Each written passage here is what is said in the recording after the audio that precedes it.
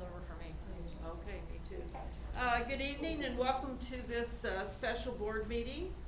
Roll call. Reed Partner. Here. Greco. Here. Kasheva. Here. Hobbs. Here. Jenkins. Here. Victor. Here. And Weber. Here. Okay, our first, first of all, public comment. When you speak this time and you're finished, then your turn is finished and you can't give the rest of your time to anybody else, please. I think we should have plenty of time this evening that everyone could speak that wants to.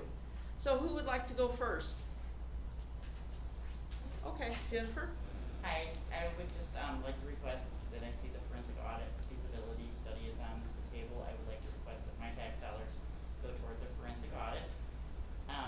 And then I received some emails via FOIA today concerning that text that one of the public members accidentally got tagged into where Mr. Copenhaver was texting Mary, and it would appear to me, I didn't get all of it for personal reasons. I was denied some of it, but it appears to me that Mr. Copenhaver is trying to get Miss Nolan unemployment even though she was fired. That's what I take from that with his letter and what Mary's response was. So my hope is that, because that is unemployment fraud, that you guys actually did something about that. I know you don't have to answer me, but I am going to check on that tomorrow because that's fraud in the highest. So I just want to say those things. And I also wanted to say she's not here, so I'll say it again next time. But Liz has done a bang-up job for everybody. I know she's in the middle of all this. She's been nothing but kind and polite and jovial and easy to deal with. And I think that she gets pushed in the corner sometimes and not recognized because she is quiet, never calls attention to herself. So I just wanted to call attention to Liz because she's very professional, very humble, and doing a fantastic job. Thank you for that, Jennifer. Yeah. That's appreciated. Donna? I'm Donna Kay, and since we have the petition, we have the signatures, I want my tax dollars to go to a forensic audit. We need one badly. Sharon? Sharon Hess, I also agree with Jennifer and Donna. I would like to see my tax dollars go to, towards the payment of forensic audit by a reputable organization. Thank you. Becky Single-Hardy. I agree totally, forensic audit is a must. We're seeing things that are definitely illegal activity. I would guess that you all have had plenty of time today, hopefully the treasurer and the bookkeeper, to see some of the same things we've seen. Particularly about the credit card, I found another P.O. box, Milwaukee, that goes to a bankruptcy payment in 2015, just found that about an hour ago. So, I agree, forensic audit is a must. There's no way around this. Everywhere we did go, the records are untruthful or something's not making sense. And I would think at this point that everybody here would like to protect themselves as well. And if you notice incriminating illegal activity, you have an obligation to step forward to the law with it. Also, I'd like to ask, I don't know this, but Amy Victor, you are sitting in 2 elected positions right now, township and this one. That is correct. Is that a conflict of interest or legal, from what we're It was the finding, it is opinion not? of the library attorney, Phil Lanzini, that it was not a conflict. It is. I mean, we've been fighting You over bring the me an internet. opinion from the state's attorney and we'll deal with it from there. I didn't get it first. You bring me an attorney, an opinion from the state's attorney. I'm on it, sister. All right. Okay. I'll help you. Thank you. It's Kathy Werlick. I don't know, some of you know me, some of you probably don't. I have an accountant by education. I've worked in accounting for 40 years. And I've been given the facts and what the audits I've gone through, there's no other option but to get a forensic audit. There's too many paperwork trails that don't lead from one point to another, missing records. You cannot conduct any kind of business with any kind of accuracy with that kind of records. That leads to too many opportunities for things to go awry, as we all have seen. I'd also like you to reconsider your hiring of your current auditor, because that could have come to his attention at some point if they had done it. I'm not going to pass judgment on him, I shouldn't do that. But I think you need to reconsider who you're hiring to do your regular audits going forward. Thank you.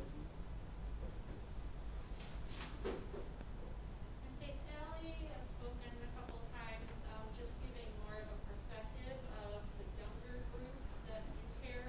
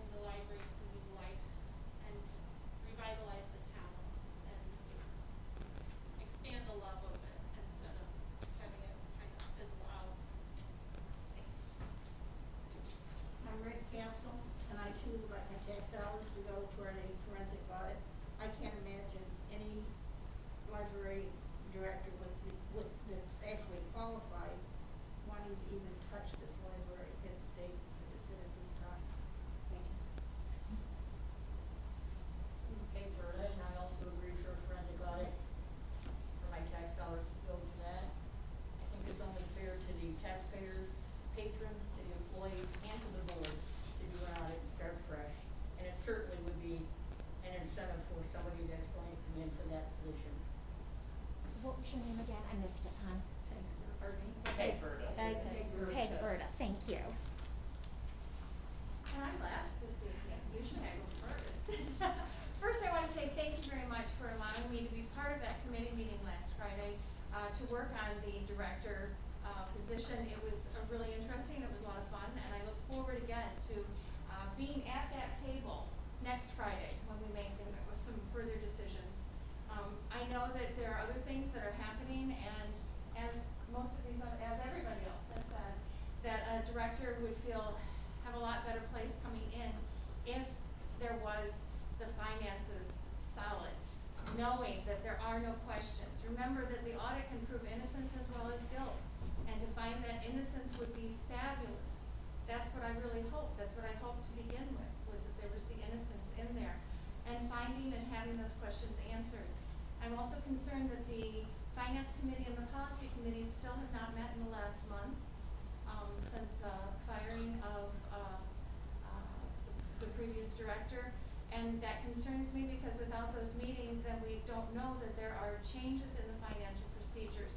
They are not written, they are not concrete, they are not approved, they are not known by the entire board as well as the public on what those financial and policy changes and making those effectively with the entire input of the community and the board. So I am hoping as well that as you discuss the forensic audit, you understand the importance of what it can do to move this forward, this library forward, which has been my goal since the very beginning, since I came in January. Thank you.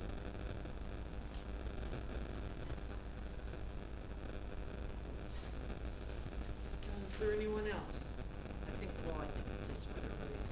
Oh, there's one person that hasn't said anything.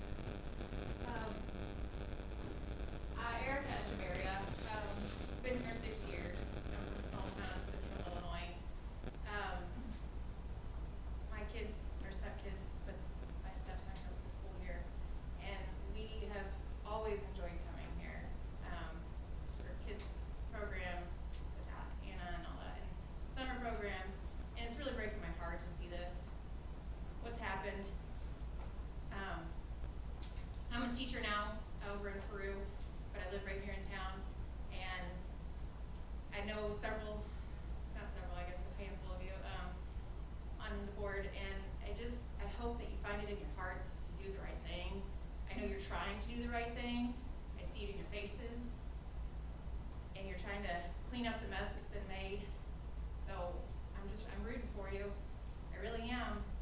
But I also hope that, you're not afraid to get your hands dirty, because it sounds like there's a lot of things to uncover. I watched a documentary last night about a lady over in Dixon, Illinois, that this happened, and I hope it's not as bad as that. I really do, but I'm starting to have my concerns and my wondering, and where our tax dollars are at, where they've ended up. We have a huge plant south of us that, we get a lot of revenue from, and I really hope that things are not being used fraudulently, and they weren't. But I really think that the forensic audit is necessary. It really sounds like it, in my opinion, and I'm not an auditor or any financial means. I mean, I'm a 4th grade teacher. But I'm rooting for you guys. I really hope that things get uncovered, and that we move forward with this, the new director. Thanks.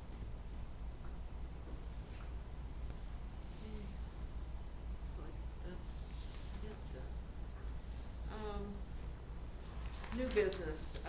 We did meet, as Carolyn said, last Friday afternoon at 1 o'clock, and if you want to see the first part of our the work that we did, if you go to Rails and you go to the jobs, and then you look at for our ad, and you actually hit the library director, make contact with that.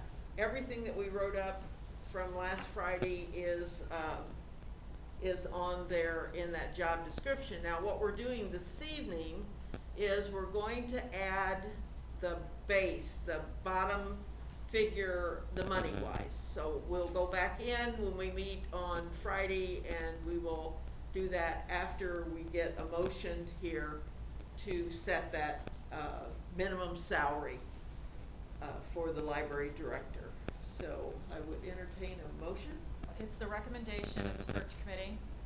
I'm a member of the search committee. It's a recommendation that, of the entire search committee, that the minimum salary for the position of library director be set at $55,000.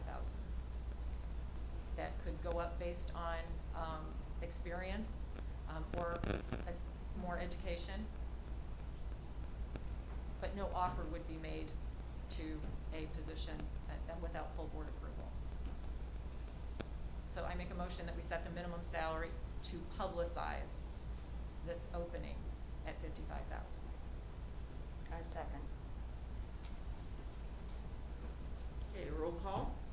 You have to. We need a Oh, discussion. discussion, yeah. Let's have a little discussion.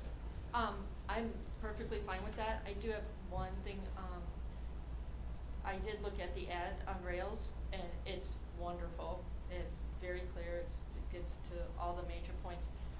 My only concern is that the email connection for that job listing, is still Anna. And Still what? the email. Oh, the it's Anna, yes. Application goes to Anna. Yes, and I wanted it that way. Well, I kinda feel that that's. But it's being sent, it's addressed to me. Okay, It is addressed to me, but it's being sent, so it arrives here at the library. Because okay, Anna's going to send each one of those applications to each board member. She did not have time to do that today, her plate was full, but each board member will get every single one of those applications as they come in. could I make a suggestion that we set up a designated email that is specifically for the director search? I believe we have a limit on our, number of emails that we have available. And we might be running into an issue if we did that. That would be the only reason why. And I'm not, I don't quote me on that, it's just that I know I've had a lot of email trouble getting my email set up this year. And that was mentioned as a potential issue. That was mentioned to me as well, because I couldn't get my new one until they had, like, removed some other Deleted a people's few. system, Right, right, and then right. I got mine. Yeah. Well, it's And just, in a normal process in most libraries, applications come in and they're generally put in a folder so that every board member can come in and look in that folder. Well, that's the age of dinosaur, you know, I think that we can get Anna to send those directly to us, and it's a better deal. And that, remember that we're also using GoDaddy, which I'm not real happy about GoDaddy, so that's why I figure Anna could probably get these things off the computer better than what I can. I would have to come in and have her, so why not just send them to her in the first place? But they are addressed to me as president of the board. okay. I'm just concerned about an employee looking at basically the resume and applications of potentially her boss. And is there a confidentiality issue there? She's on the No. search committee. I was gonna say, we put her on the search committee, so Yeah, she would she's get on to the see them search anyway. committee. Yeah. That's basically why she's there. Yeah, I think we're okay. I do. She's fourth member of the search committee. Any other discussion? Okay,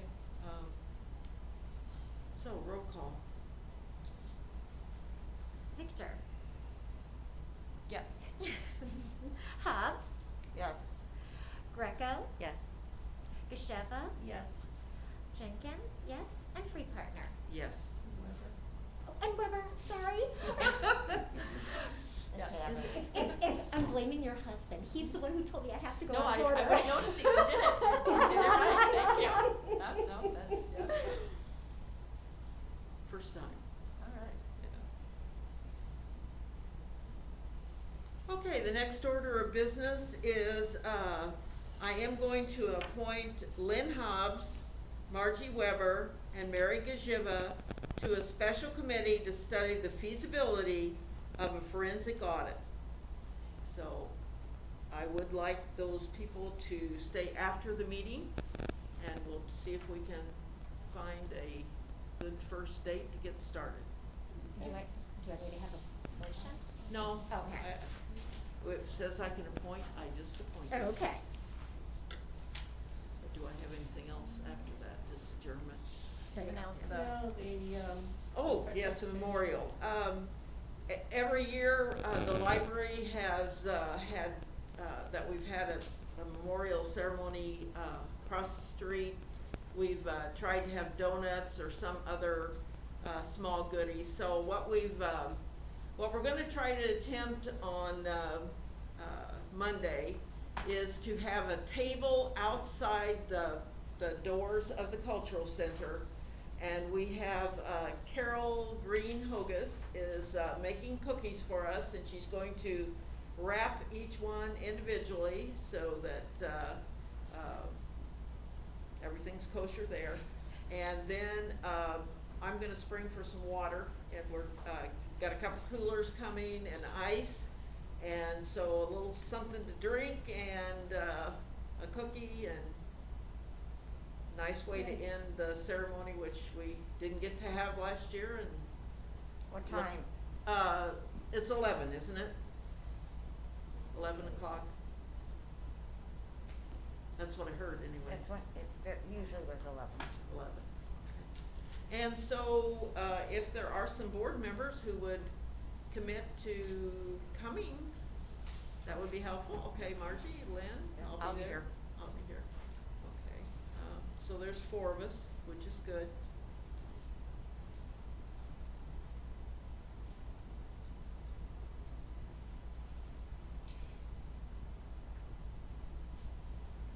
no motion.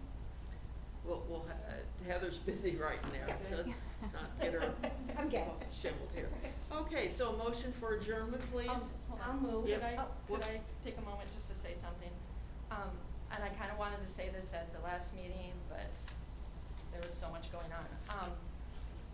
I just wanna address the board and the public as well, and just say that, you know, the last several months have been very rough on all of us. We live in a small town, but we have an incredible library. We have a beautiful building, we have an amazing collection, we have a dedicated staff, and a hardworking board.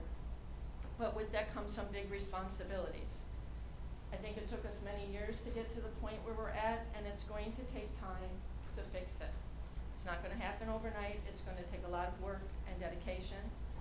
And we all realize that obviously the director dropped the ball, the board dropped the ball, but I also wanna say the community has to take some responsibility as well. For 10+ years, we didn't ask questions.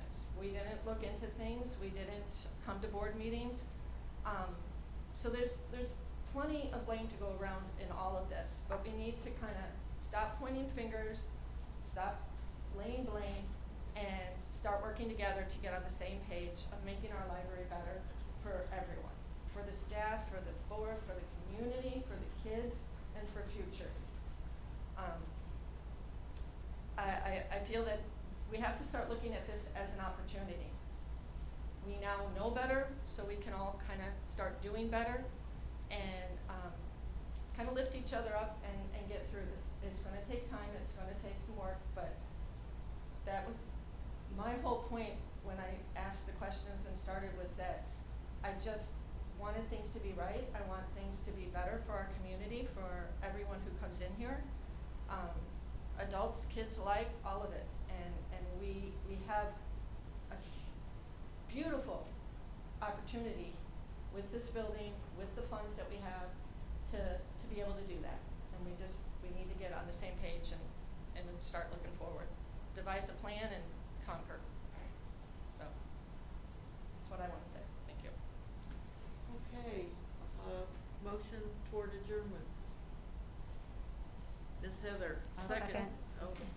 Jeff. Rock, paper, scissors? All in favor? Aye. Aye.